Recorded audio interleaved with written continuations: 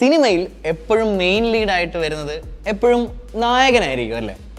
എന്നാൽ കഥയിലെ നായകനിൽ നിന്ന് ആ ഒരു ഹീറോയിസം മാറി വില്ലനിലേക്ക് പോയ സിനിമകളും നമ്മൾക്കറിയാമല്ലേ?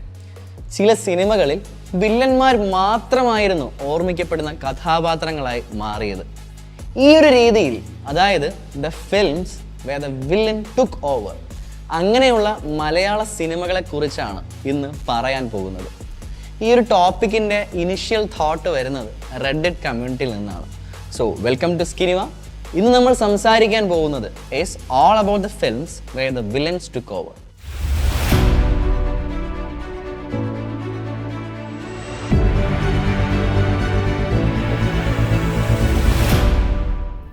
പാണ്ടിപ്പട എന്ന സിനിമ നമ്മൾ അങ്ങനെ ഇങ്ങനെയൊന്നും മറക്കില്ലല്ലോ. പടത്തിലുള്ള ഓരോരുത്തരും മത്സരിച്ച് അഭിനയിച്ചപ്പോൾ നായകനേക്കാൾ ഒരുപടി മുന്നിൽ നിന്ന ഒരു കഥാപാത്രമായിരുന്നു പ്രകാശ് രാജ് സാർ അവതരിപ്പിച്ച പാണ്ഡിതുറൈ അണ്ണന്റെ കഥാപാത്രം. ദിലീപിനെ കോമഡിയിൽ പിടിക്കാൻ കുറച്ചല്ല, നല്ല പാടാണ്. ആ ദിലീപിനെ പോലും പക്ഷെ കാഴ്ചക്കാരനാക്കിക്കൊണ്ടായിരുന്നല്ലോ പാണ്ഡിതുറൈ അണ്ണന്റെ അഴിഞ്ഞാട്ടം. ഇപ്പോഴും നമുക്കിടയിൽ ഏറ്റവും ലേറ്റസ്റ്റ് ആയിട്ട് പെണ്ണ് സെറ്റായവരോട് നമ്മൾ പറയുമായിരിക്കും അല്ലേ, എന്നാൽ ഈ കോമഡി ഒക്കെ ചെയ്യുന്ന വില്ലന്റെ ഭാഗത്ത് നിന്നും അതിഭീകരമായ വില്ലനിസത്തിനും ഒരു കുറവുമില്ലായിരുന്നു.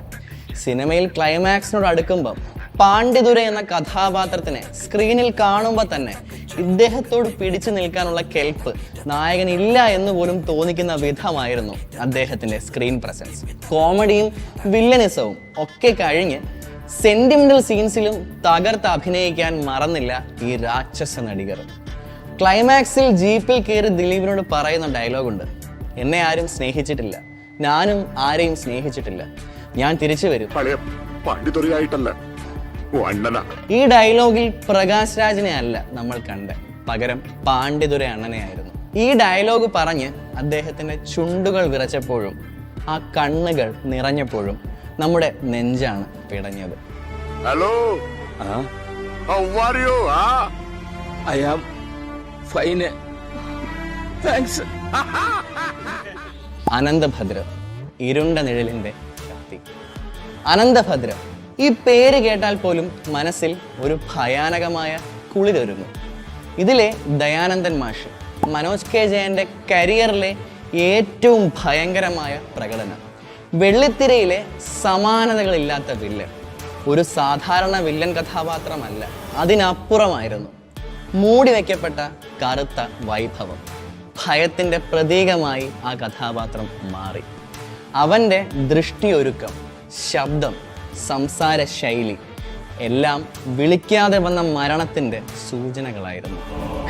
മരണവും ജനനവും ഈ ദിഗംബരൻ രാപ്പകൽ പോലെയാണ്, അമാവാസിയും പൗർണമിയും പോലെ.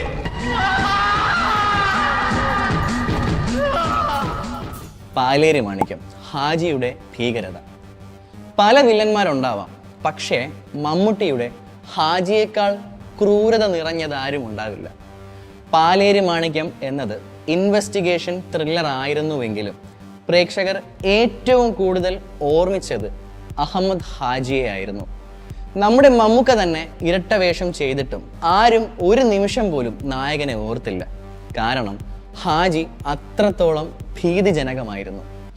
ക്രൂരതയും അധികാരവും ചേർത്ത് ഒരു തകർപ്പൻ മനുഷ്യ ഭീകരത തന്നെ പ്രേക്ഷകർക്ക് മുന്നിൽ അവതരിപ്പിച്ചപ്പോൾ സിനിമയുടെ ആത്മാവായി ആ വില്ലൻ മാറി. ഖാലിദ് അഹമ്മദ്, ഹരിദാസ് അഹമ്മദ്. കുമ്പളങ്ങി നൈറ്റ്സ്, മനസ്സിനുള്ളിൽ വളർന്ന വില്ലൻ ഫഹദ് ഫാസിൽ. ഈ പേര് കേൾക്കുമ്പോൾ തന്നെ നമ്മൾക്ക് ആത്യന്തിക പ്രകടനം പ്രതീക്ഷിക്കാം. പക്ഷേ കുമ്പളങ്ങി നൈറ്റ്സ് എന്ന സിനിമയിൽ ഷമ്മി എന്ന കഥാപാത്രം മലയാള സിനിമയിലെ അതിരുകൾ നീക്കിയൊരു വില്ലനായി മാറി. പുതിയ തലമുറയുടെ ടോക്സിക് മാസ്കുലിനിറ്റി എന്ന ആശയം കൊണ്ടുവന്ന് അത് മാനസിക പ്രശ്നമായും അതിജീവിക്കാനാവാത്ത ഭീതിയായും മാറ്റിയിരുന്നു. തനിക്ക് മാത്രമേ ശരിയുള്ളൂ എന്ന് കരുതുന്ന ഒരാൾ അയാളുടെ വീടിനകത്തുള്ളവരുടെ ജീവിതം എങ്ങനെ നശിപ്പിക്കുന്നു എന്നതാണ് ഈ സിനിമ പറഞ്ഞത്. ഫഹദിൻ്റെ ഭയപ്പെടുത്തുന്ന ഭാവങ്ങൾ, കണ്ണുകളുടെ ആ ദൃഷ്ടിയൊരുക്കം, സ്വഭാവത്തിൻ്റെ അപ്രതീക്ഷിതമായ ആക്രമണങ്ങൾ, ഇവയൊക്കെ അവനെ നായകനേക്കാൾ വലിയ വില്ലനാക്കി. ഹീറോ ഓസ്ലർ, ഓസ്ലർ നോക്കിക്കഴിഞ്ഞാൽ ഒട്ടും എക്സ്പെക്ട് ചെയ്യാതെ വന്ന ക്യാമിയോ ആണ് മമ്മൂട്ടിയുടെ ക്യാരക്ടർ.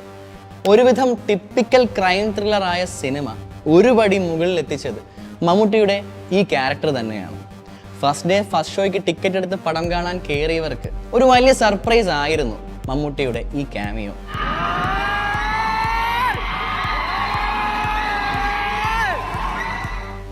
ഒരു IT ജീവനക്കാരൻ്റെ മരണം അന്വേഷിക്കാനും ബർത്ത്ഡേ കില്ലർ എന്നറിയപ്പെടുന്ന ഒരു പരമ്പര കൊലയാളിയെ പിടികൂടാനുമായുള്ള ACP എബ്രഹാം ഓസ്ലറുടെ ശ്രമങ്ങളെ ചുറ്റിപ്പറ്റിയാണ് ചിത്രം.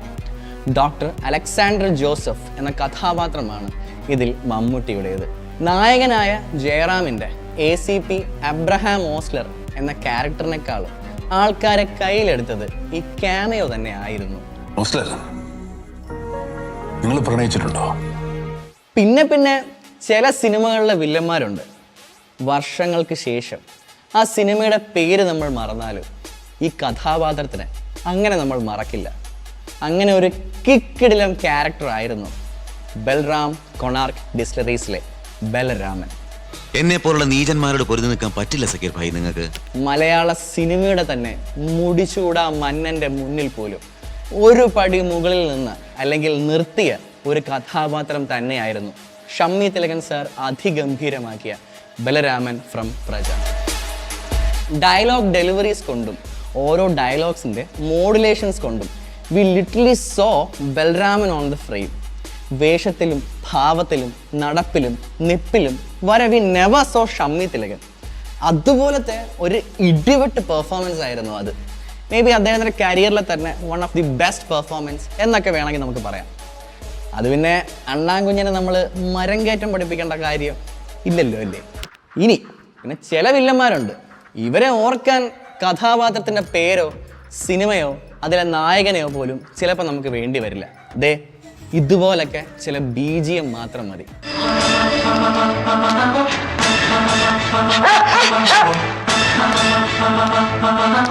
ഇത് കേട്ടപ്പോൾ ആ 4 ജർമ്മൻ ഷിപ്പേർഡിനെയും ആ കിങ്ങോങ്ങിൻ്റെ പാവേനെയും ഓർമ്മ വരാത്തവർ വളരെ വിരളമായിരിക്കും എന്ന് തന്നെ നമുക്ക് പറയാം. Yes, we are now talking about the best of the great, none other than Narendra Shetty. That is money. Money makes power. Power manipulates everything. ഗോപിയേട്ടൻ്റെ സ്ട്രോങ് സൈഡ് ആയിട്ടുള്ള പോലീസ് വേഷം പോലും ഒരു പടി താഴ്ന്നു നിന്ന് പോയിട്ടുണ്ട് ഈ വില്ലൻ്റെ മുമ്പിൽ. Man seriously, this man at that BGM ഇപ്പോഴും ഗൂസ് ബംസ് ആണ്. ശരിക്കും പറഞ്ഞാൽ ഒരുപാട് റോളുകളൊന്നും വേണ്ട, ദേ ഇതുപോലൊക്കെ ഒറ്റൊരെണ്ണം മതി. ചന്ദ്രോത്സവം. ഞാൻ സംഗീതം പഠിച്ചിട്ടില്ല, തമ്പുരാക്കന്മാരുടെ പരമ്പരയല്ല എന്ന് വെച്ച് എനിക്ക് ഇഷ്ടപ്പെട്ടുകൂടി ഒരു പെണ്ണിനെ. നമ്മൾ ഇതുവരെ പറഞ്ഞ വില്ലന്മാരൊക്കെ സ്ക്രീൻ പ്രസൻസും പെർഫോമൻസും ഓറയും ഒക്കെ കൊണ്ട് നായകന് മുകളിൽ ഒരു പടി മേൽ നിന്നപ്പോൾ കളത്തിൽ രാമനുണ്ണി എന്ന ഈ വില്ലൻ കഥാപാത്രം ഒരു കൈൻഡ് ഓഫ് സ്റ്റാൻഡ് ഓഫ് ആണ് ഫ്രം ഓൾ ദീസ് ക്യാരക്ടേഴ്സ്. ഈ ക്യാരക്ടറിൻ്റെ രീതികളെയോ അയാളുടെ ചെയ്തികളെയോ ഗ്ലോറിഫൈ ചെയ്യുകയോ ഒന്നുമല്ല കേട്ടോ. പുലാപ്പറ്റ ഗംഗാധര മേനോൻ എന്ന IAS-കാരൻ്റെ ഏക മകനായി ജനിച്ച് കുട്ടിക്കാലം മുതലേ ചെയ്യുന്ന എല്ലാ കാര്യങ്ങളിലും ഒന്നാമനായി വന്ന അന്നത്തെ സോക്കോൾഡ് എലീറ്റ് ക്ലാസിൻ്റെ എല്ലാ സുഖ സൗകര്യങ്ങളോട് കൂടിയും കളിച്ച് വളർന്ന ചിറക്കലെ ശ്രീഹരിയോടൊപ്പം ഒരുപക്ഷെ സിനിമയുടെ ഒരു ഭാഗത്ത് വെച്ച് കുറുക്കു വഴികളിലൂടെ ആണെങ്കിലും ശ്രീഹരിക്ക് മുകളിൽ ജയിച്ചു നിൽക്കാൻ തക്കവണ്ണം അദ്ദേഹം പറയുന്നത് പോലെ തന്നെ തമ്പുരാക്കന്മാരുടെ പരമ്പര അല്ലാഞ്ഞിട്ട് കൂടി അതേ തമ്പുരാക്കന്മാരോടൊപ്പം അന്നാട്ടിലെ തന്നെ വലിയ മാടമ്പിയായി കളത്തിൽ രാമനുണ്ണി മാറിയിട്ടുണ്ട് എന്നുണ്ടെങ്കിൽ ആ കഥാപാത്രത്തിന് ഒരു അതിഭയങ്കരമായ ഡെപ്ത് ഉണ്ട്. കുട്ടിക്കാലത്ത് മാറ്റി നിർത്തപ്പെട്ടവൻ്റെ, എല്ലായ്പ്പോഴും മൂന്നാമനായി പോവാൻ വിധിക്കപ്പെട്ടവൻ്റെ, തമ്പുരാക്കന്മാരുടെ പരമ്പര അല്ലാത്തവൻ്റെ ഒരു രാഷ്ട്രീയമുണ്ട്.